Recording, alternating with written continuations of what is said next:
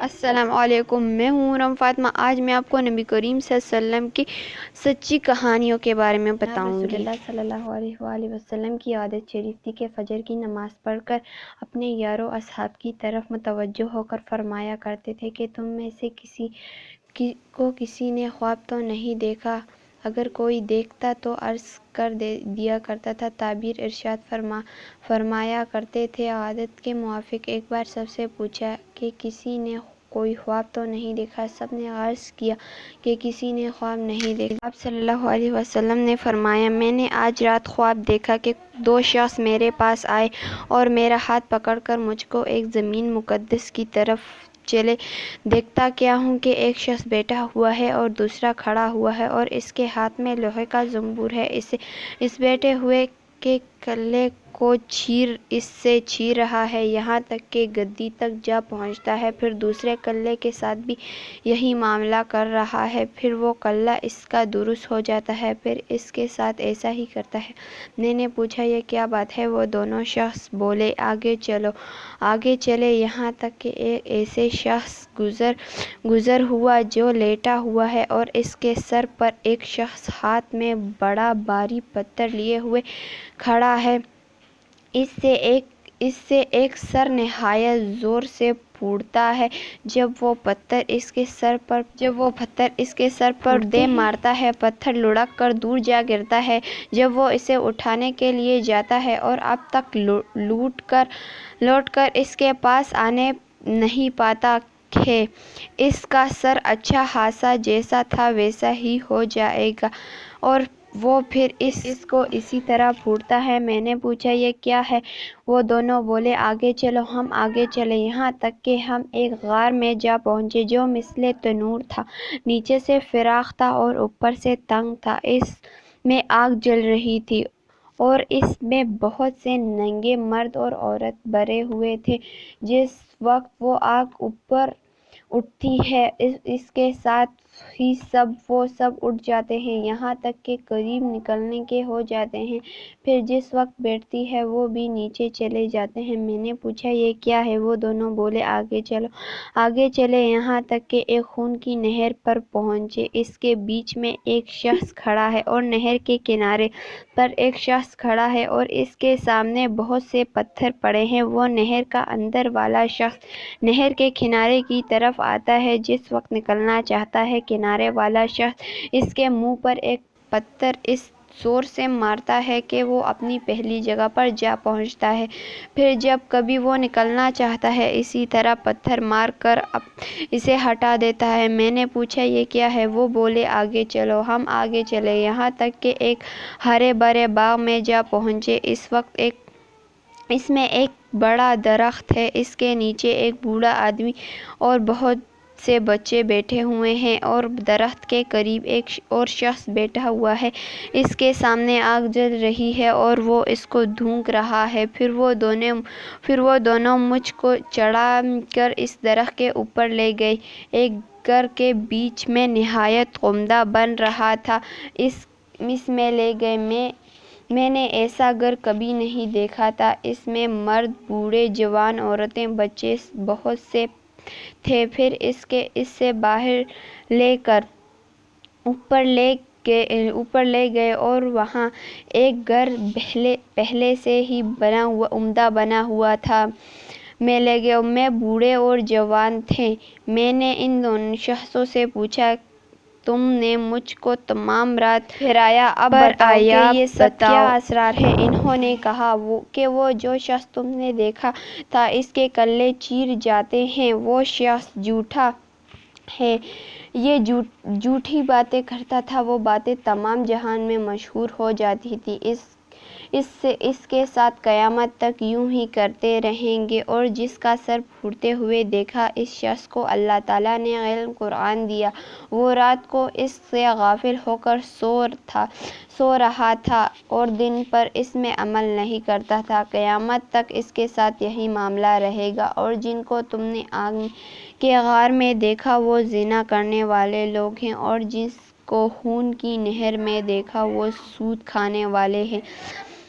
اور ایک درخت کے نیچے جو بوڑھا شخص تھے وہ حضرت ابراہیم علیہ صلاۃ والسلام تھے، ان کے ارد گرد جو بچے تھے وہ لوگوں کی نابالغ اولاد تھی، اور جو آگ دھونک رہا تھا وہ مالک دراغ و دوزخ کا ہے، اور پہلے گھر جس میں آپ داخل ہوئے عام مسلمانوں کا ہے، اور یہ دوسرا گھر شہیدوں کا ہے۔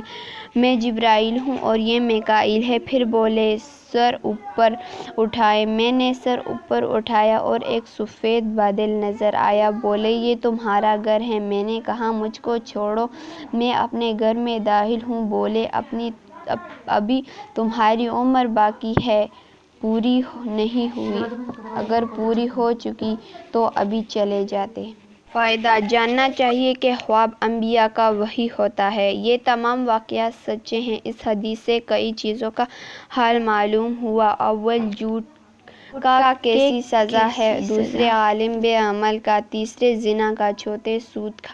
خدا سب مسلمانوں کو ان کاموں سے محفوظ رکھے، آمین۔ دوسری کہانی: جناب رسول اللہ صلی اللہ علیہ وسلم نے ایک مرتبہ فرمایا کہ بنی اسرائیل میں 3 آدمی تھے، ایک کوڑی، دوسرا گنجا، تیسرا اندھا۔ خداوند نے ان کو آزمانا چاہا اور ان کے پاس ایک فرشتہ بھیجا۔ پہلے وہ کوڑی کے پاس آیا اور پوچھا تجھ کو کیا چیز پیاری ہے؟ اس نے کہا مجھے اچھی رنگت اور خوبصورت کھال مل جائے اور یہ بلا جاتی رہے جس سے لوگ مجھ کو اپنے پاس بیٹھنے نہیں دیتے اور گھن کرتے ہیں۔ اس فرشتے نے اپنا ہاتھ اس کے بدن پر پھیر دیا، اسی وقت وہ اچھا ہو گیا اور اچھی کھال اور خوبصورت رنگت نکل آئی۔ پھر پوچھا تجھ کو کون سا مال سے زیادہ رغبت ہے؟ اس نے کہا اونٹ سے۔ پس ایک گابن اونٹنی بھی اس کو دے دی اور اللہ تعالیٰ اس میں برکت دے۔ پھر گنجے کے پاس آیا اور پوچھا تجھ کو کون سی چیز پیاری ہے؟ کہا میرے بال اچھے نکل آئیں اور یہ بلا جاتی رہے جس سے لوگ مجھ سے گھن کرتے ہیں۔ فرشتے نے اپنا ہاتھ اس کے سر پر پھیر دیا، فوراً اچھا ہو گیا اور اچھے بال نکل آئے۔ پھر پوچھا تم کو کون سا مال پسند ہے؟ اس نے کہا گائے۔ پس ایک گابن گائے دے دی اور کہا اللہ تعالیٰ اس میں برکت بخشے۔ پھر اندھے کے پاس آیا اور پوچھا تجھ کو کیا چیز پیاری ہے؟ کہا اللہ میری نگاہ درست کر دے کہ سب آدمیوں کو دیکھوں۔ اس فرشتے نے آنکھوں پر ہاتھ پھیر دیا، اللہ تعالیٰ نے اس کی نگاہ درست کر دی۔ پھر پوچھا تجھ کو کون سا مال پسند ہے؟ کہا بکری۔ پس اس کو ایک گابن بکری دے دی۔ تینوں کے جانوروں نے بچے دیے۔ تھوڑے دنوں میں اس سے اونٹیوں سے جنگل بھر گیا اور اس کی گائیوں سے اور اس کی بکریوں سے۔ جب وہ فرشتہ خدا کے حکم سے اسی پہلی صورت میں کوڑی کے پاس آیا اور کہا میں ایک مسکین آدمی ہوں، میرے سفر کا سامان چک گیا ہے، آج میرے پہنچنے کا کوئی وسیلہ نہیں سوائے خدا اور پھر تیرا، میں اس اللہ کے نام پر جس نے تجھے اچھی رنگت اور عمدہ کھال عنایت فرمائی، تجھ سے ایک اونٹ مانگتا ہوں کہ اس پر سوار ہو کر اپنے گھر پہنچ جاؤں۔ وہ بولا یہاں سے چل دور ہو، مجھے اور بہت سے حقوق ادا کرنے ہیں تیرے دینے کا اس میں کوئی گنجائش نہیں۔ فرشتے نے کہا شدید تجھ کو تو میں پہچانتا ہوں، کیا تو وہی ہے جو کوڑی نہیں تھا کہ لوگ تجھ سے گھن کرتے تھے، اور کیا تو مفلس نہیں تھا؟ پھر تجھ کو اللہ خدا نے اس قدر مال عنایت فرمایا؟ اس نے کہا کیا خوب، یہ مال تو میری کئی پشتوں سے باپ دادا کے وقت سے چلا آتا ہے۔ فرشتے نے کہا اگر تو جھوٹا ہو تو خدا تجھ کو پھر ویسا ہی کر دے جیسا تو پہلے تھا۔ پھر گنجے کے پاس آیا، اسی پہلی صورت میں آیا اور اس سے بھی سوال کیا، اس نے بھی ویسا ہی جواب دیا۔ فرشتے نے کہا اگر تو جھوٹا ہو تو پھر تجھ کو خدا ویسا ہی کر دے۔ پھر اندھے کے پاس آیا، اسی پہلی صورت میں آیا اور کہا میں مسافر ہوں، بے سامان ہوں، آج بہر خدا اور پھر تیرے سوا کوئی وسیلہ نہیں، میں اس کے نام پر جس نے دوبارہ تجھ کو نگاہ بخشی، تجھ سے ایک بکری مانگتا ہوں، اس نے اپنی کارروائی کے سفر پورا کروں۔ اس نے کہا بے شک میں اندھا تھا، خدا تعالیٰ نے محض اپنی رحمت سے مجھے نگاہ بخشی۔ جتنی بکریاں تیرا جی چاہے لے لے اور جتنی چاہے چھوڑ جا، خدا کی قسم کسی چیز میں تجھ کو منع نہیں کرتا۔ فرشتے نے کہا اپنا مال تو اپنے پاس رکھ، مجھ کو کچھ نہیں چاہیے، فقط تم تینوں کی آزمائش منظور تھی سو ہو چکی، خدا تجھ سے راضی اور ان دونوں سے ناراض ہے۔ فائدہ: خیال کرنا چاہیے کہ ان دونوں کو ناشکری کا کیا نتیجہ ملا کہ تمام نعمت چھن گئی اور جیسے تھے ویسے ہی رہ گئے اور خدا ان سے ناراض ہوا۔ دنیا اور آخرت دونوں میں نامراد ہیں، اور اس شخص کو شکر کی وجہ سے کیا غوث ملا کہ نعمت بحال رہی اور خدا اس سے خوش ہوا اور دنیا آخرت میں شاد باد مراد رہا۔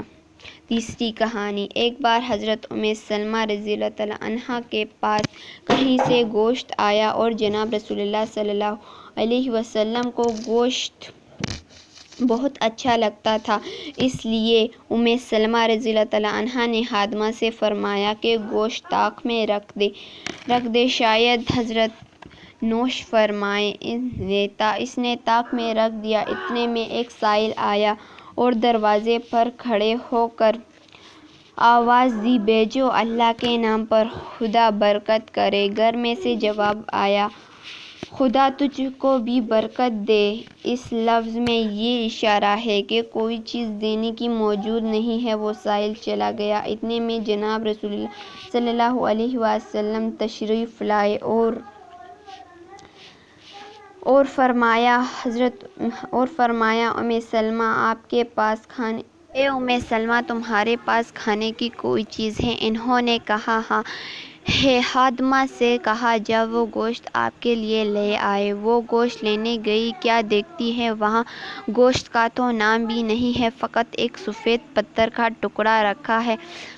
آپ نے فرمایا چونکہ تم نے سائل کو نہ دیا تھا اس لیے وہ گوشت پتھر بن گیا۔ فائدہ: غور کیجیے، خدا کے نام پر نہ دینے کی یہ نحوست ہوئی کہ اس گوشت کی صورت بگڑ گئی اور پتھر بن گیا۔ اس طرح جو شخص سائل سے بہانہ کر کے خود کھاتا ہے وہ پتھر کھا رہا ہے، جس کا یہ اثر ہے کہ سنگ دلی اور دل کی سختی بڑھتی چلی جاتی ہے۔ چونکہ حضرت کے گھر والوں کے ساتھ خداوند کریم کی بڑی عنایت اور رحمت ہے، اس لیے اس گوشت کی صورت کھلی نگاہوں میں بدل دی تاکہ اس کے استعمال سے محفوظ رہیں۔ چوتھی کہانی: جناب رسول اللہ صلی اللہ علیہ وسلم نے فرمایا کہ کوئی شخص جنگل میں تھا، یکایک اس نے ایک بدلی میں یہ آواز سنی کہ فلاں شخص کے باغ کو پانی دے۔ اس آواز کے ساتھ وہ بدلی چلی گئی اور ایک ریگستان میں خوب پانی برسا اور تمام پانی ایک نالے میں جمع ہو کر چلا۔ یہ شخص اس پانی کے پیچھے ہو لیا، دیکھتا کیا ہے کہ ایک شخص اپنے باغ میں کھڑا ہوا بیلچہ سے پانی پھیر رہا ہے۔ اس نے باغ والے سے پوچھا کہ اے بندے خدا تیرا کیا نام ہے؟ اس نے وہی نام بتایا جو اس نے بدلی سے سنا تھا۔ پھر باغ والے سے اس سے پوچھا، اے بندہ خدا تو میرا نام کیوں دریافت کرتا ہے؟ اس نے کہا کہ میں نے اس ایک بدلی میں سے جس کا یہ پانی ہے اس سے آواز سنی کہ تیرا نام لے کر کہا کہ اس شخص کے باغ کو پانی دے، تو اس عمل کیا کرتا ہے کہ اس قدر مقبول ہے؟ اس نے کہا تو نے پوچھا تو مجھے کو کہنا ہی پڑا، میں اس کی کل پیداوار کو دیکھتا ہوں اور ایک تہائی خیرات کر دیتا ہوں اور ایک تہائی اپنے بال بچوں کے لیے رکھ لیتا ہوں اور ایک تہائی اپنے اس باغ میں لگا دیتا ہوں۔ فائدہ: سبحان اللہ، کیا خدا کی رحمت ہے جو اس کی اطاعت کرتا ہے اس کا کام غیب سے اس طرح سر انجام ہو جاتے ہیں کہ اس کو خبر بھی نہیں ہوتی۔ بے شک سچ ہے، جو اللہ کا ہو گیا اس کا اللہ ہو گیا۔ عقیدوں کا بیان: تمام عالم پہلے بالکل ناپید تھے، پھر اللہ تعالیٰ کے پیدا کرنے سے موجود ہوئے۔ اللہ تعالیٰ ایک ہے، وہ کسی کا محتاج نہیں، نہ اس نے کسی کو چنا نہ وہ کسی سے چنا گیا۔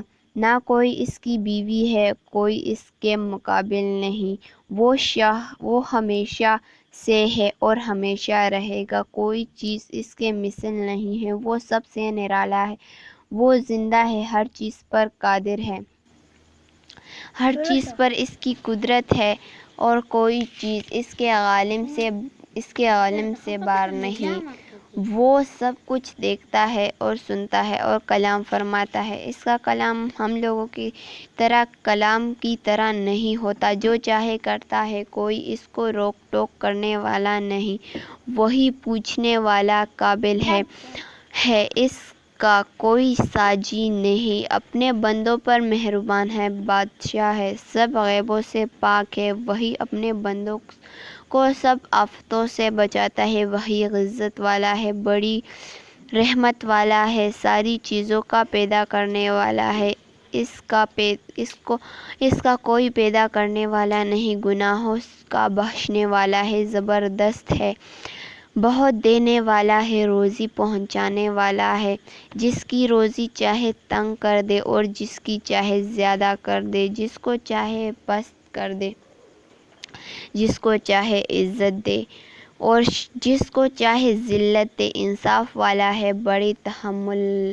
اور برداشت والا ہے، خدمت اور عبادت کی قدردانی کرنے والا ہے، دعا کو قبول کرنے والا ہے، سماعی والا ہے، وہ سب پر حاکم ہے، اس پر کوئی حاکم نہیں، اس کا کوئی کام حکمت سے خالی نہیں، وہ سب کا کام کرنے والا ہے، اس نے سب کو پیدا کیا ہے، وہی قیامت میں پھر پیدا کرے گا، وہی جلاتا وہی مارتا ہے، اس کی نشانیوں سے، صفتوں سے سب جانتے ہیں، اس کی ذات باریکی کو کوئی نہیں جان سکتا، گناہوں کرنے والا کی توبہ قبول کرتا ہے، جو سزا کے قابل ہیں ان کو سزا دیتا ہے، وہی کرتا ہے جہاں میں جو کچھ ہوتا ہے اس کے حکم سے ہوتا ہے، بغیر اس کے حکم کے پتہ ہل نہیں سکتا، وہ سوتا ہے نہ اونگتا ہے، چیزوں کو تھامے ہوئے ہے، اسی طرح تمام اچھی اور کمال کی صفتیں ہیں، اس کی حاصل میں اور بری اور نقصان کی کوئی صفت اس میں نہیں، نہ اس میں کوئی عیب ہے، عالم الغیب ہے۔ بہت سے پیغمبر اللہ تعالیٰ کے بھیجے ہوئے ہیں، بندوں کو سیدھی راہ بتلانے آئے ہیں، وہ سب گناہوں سے پاک ہے، گنتی ان کی پوری طرح اللہ کو ہی معلوم ہے، ان کی سچائی بتلانے کو اللہ تعالیٰ نے ان کے ہاتھوں میں ایسی نئی مشکل باتیں ظاہر کی جو اور لوگ نہیں کر سکتے، ایسے باتوں کا معجزہ کہتے ہیں۔ میں ان سب میں سے پہلے آدم علیہ السلام تھے اور سب کے بعد حضرت محمد صلی اللہ علیہ وسلم اور باقی درمیان میں ہوئے، ان میں بعض مشہور ہیں جیسے حضرت نوح علیہ السلام، ابراہیم علیہ السلام، اسحاق علیہ السلام، اسماعیل علیہ السلام، یعقوب علیہ السلام، یوسف علیہ السلام، داؤد علیہ السلام، سلیمان علیہ السلام، ایوب علیہ السلام، موسیٰ علیہ السلام، ہارون علیہ السلام، زکریا علیہ السلام، یحییٰ علیہ السلام، عیسیٰ علیہ السلام، الیاس علیہ السلام، یونس علیہ السلام، لوط علیہ السلام، ادریس علیہ السلام، ذوالکفل علیہ السلام، صالح علیہ السلام، ہود علیہ السلام، شعیب علیہ السلام۔ سب پیغمبروں کی گنتی اللہ تعالیٰ نے کسی کو نہیں بتلائی، اس لیے یوں عقیدہ رکھیں کہ اللہ تعالیٰ کے بھیجے ہوئے جتنے پیغمبر ہیں ہم ان پر ایمان لاتے ہیں، جو ہم کو معلوم ہے ان پر بھی اور جو نہیں معلوم ان پر بھی۔ پیغمبروں میں بعضوں کا مرتبہ بعضوں سے بڑا ہے، سب سے زیادہ مرتبہ ہمارے پیغمبر محمد مصطفیٰ صلی اللہ علیہ وآلہ وسلم کا ہے، اور آپ صلی اللہ علیہ وسلم کے بعد کوئی نیا پیغمبر نہیں آ سکتا، قیامت تک جتنے آدمی اور جن ہوں گے آپ سب پیغمبر ہیں۔ آپ سب کے پیغمبر ہیں۔ ہمارے پیغمبر صلی اللہ علیہ وسلم کو اللہ تعالیٰ نے جاگتے میں جسم کے ساتھ مکہ مکرمہ سے بیت المقدس اور وہاں سے 7ویں آسمانوں پر اور وہاں سے جہاں تک اللہ تعالیٰ کو منظور ہوا پہنچایا اور پھر مکہ مکرمہ میں پہنچا دیا۔ اس کو معراج کہتے ہیں۔ جب آدمی مر جاتا ہے، اگر گاڑا جائے تو گاڑنے کے بعد، اور اگر نہ گاڑا جائے تو جس حال میں ہے، اس کو پاس 2 فرشتے آتے ہیں، جن میں سے ایک کو منکر اور دوسرے کو نکیر کہتے ہیں۔ آ کر پوچھتے ہیں تیرا پروردگار کون ہے، تیرا دین کیا ہے؟ حضرت محمد صلی اللہ علیہ وسلم کو پوچھتے ہیں کہ یہ کون ہے؟ اگر مردہ ایماندار ہو تو ٹھیک ٹھیک جواب دیتا ہے، پھر اس کے لیے سب طرح کا چین ہے۔ جنت کی طرف کھڑکی کھول دیتے ہیں، جس سے ٹھنڈی ٹھنڈی اور خوشبو آتی رہتی ہے، اور وہ مزے میں پڑ کر سویا رہتا ہے۔ اور اگر مردہ ایماندار نہ ہو تو وہ سب باتوں میں یہی کہتا ہے کہ مجھے کچھ خبر نہیں۔ اس پر بڑی سختی اور عذاب قیامت تک ہوتا رہتا ہے، اور بعضوں کو اللہ تعالیٰ اس امتحان سے معاف کر دیتا ہے، مگر یہ سب باتیں مردے کو معلوم ہوتی ہیں۔ ہم لوگ نہیں دیکھتے جیسے سوتا آدمی خواب میں کچھ دیکھتا ہے اور جاگتا آدمی اس کے پاس بے خبر بیٹھا رہتا ہے۔ مرنے کے بعد ہر دن صبح اور شام کے وقت مردے کو جو ٹھکانہ ہے دکھایا جاتا ہے۔ جنتی کو جنت دکھا کر خوشخبری دیتے ہیں، اور دوزخی کو دوزخ دکھلا کر حسرت بڑھا دیتے ہیں۔ مردے کے لیے دعا کرنے سے یا کچھ خیرات بخشنے سے اس کو ثواب پہنچتا ہے، اور اس سے اس کو بڑا فائدہ ہوتا ہے۔ اللہ تعالیٰ اور رسول اللہ صلی اللہ علیہ وآلہ وسلم نے جتنی نشانیاں قیامت کی بتلائی ہیں، وہ سب ضرور ہونے والی ہیں۔ امام مہدی علیہ السلام ظاہر ہوں گے اور خوب انصاف سے بادشاہی کریں گے۔ خانہ دجال نکلے گا اور دنیا میں فساد مچائے گا۔ اس کو مار ڈالنے کے لیے حضرت عیسیٰ رضی اللہ تعالیٰ عنہ آسمان سے اتریں گے اور اس کو مار ڈالیں گے۔ یاجوج ماجوج بڑے زبردست لوگ ہیں، وہ تمام زمین پر پھیل پڑیں گے اور بڑا ادھم مچائیں گے، پھر خدا کے قہر سے ہلاک ہوں گے۔ ایک عجیب طرح کا جانور زمین سے نکلے گا، آدمیوں سے باتیں کرے گا۔ مغرب کی طرف سے آفتاب نکلے گا، قرآن مجید اٹھ جائے گا، اور تھوڑے دنوں میں سارے مسلمان مر جائیں گے اور تمام دنیا کافروں سے بھر جائے گی، اور اس کے سوا اور بہت سی باتیں ہوں گی۔ جب ساری نشانیاں پوری ہو جائیں گی تو قیامت کا سامان شروع ہوگا۔ حضرت اسرافیل علیہ السلام اللہ کے حکم سے سور پھونکیں گے۔